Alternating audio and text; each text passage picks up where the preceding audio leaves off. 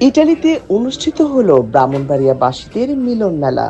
কর্মব্যস্ত জীবনের ফাঁকে এই ধরনের আয়োজনে নিজেদের মধ্যে পারস্পরিক সম্পর্ক ও সম্প্রীতিকে ধরে রাখে বললেন ব্রাহ্মণবাড়িয়া জেলা সমিতি আয়োজিত এই অনুষ্ঠানে উপস্থিত নেতৃবৃন্দ। আমরা দুর্নীতিমুক্ত সমাজ গঠন করব, শৃঙ্খলা বজায় রাখবো, প্রবাসের মাটিতে যাতে আমাদের ভাবমূর্তি ক্ষুণ্ণ না হয় সেদিকে আমরা লক্ষ্য রাখবো। আমরা কোনো প্রবাসী যদি কখনো বিপদে পড়ে দল মত নির্বিশেষে সবাই ঝাঁপিয়ে পড়ে তাকে উদ্ধার করার চেষ্টা করব, এটাই আমাদের প্রত্যাশা। সংগঠনের সভাপতি নজরুল ইসলাম ও সাধারণ সম্পাদক শেখ মামুন সামাজিক ও মানবিক কাজে আঞ্চলিকতাকে পরিহার করার আহ্বান জানান। সামাজিকভাবে সবার সাহায্য করব এবং সবার সাহায্যে আমরা এগিয়ে যাব। প্রবাসীদের মাঝে আমরা অতীত সেবা দিয়েছি, বর্তমানেও সেবা আমরা দিয়ে যাচ্ছি।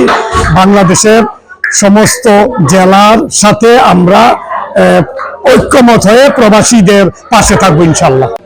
এই সময় আয়োজকদের প্রবাসী বেড়ে ওঠা এই প্রজন্মদের কাছে বাংলাদেশ ও বাঙালি জাতির ইতিহাস ও সংস্কৃতিকে আরো বেশি চর্চা ও লালনের ক্ষেত্রগুলো তৈরি করার কথা বলেন উপস্থিত নারীরা। আমাদের নারীদের জন্য আমাদের সমাজের অনেক ভালো কাজে যাতে লাগে, যারা অনেক সমস্যা যাতে সমাধান হয়, আমি সেটাই আশা করবো। বিশেষ করে আমাদের নতুন প্রজন্মের যাতে উপকার হয়। নতুন প্রজন্মের মানুষের জন্য খুবই ভালো একটা উদ্যোগ। আমি নতুন প্রজন্মের সবার অনেক কিছুই করার আছে এইসব সংগঠনের।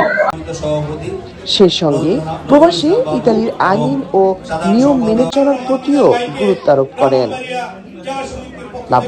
এবং ইতালির আইন কারণ আমরা মেনে চলি, আমরা ইতালির আইনের বাইরে কোনো কাজ করব না। আমরা সবাই এরকম শিক্ষা নিয়ে আমরা আমাদের প্রবাস জীবনে আমরা সুন্দর সফল করে আমরা যাতে আমাদের বাংলা ঐতিহ্য এবং সুনাম ধরে রাখতে পারি।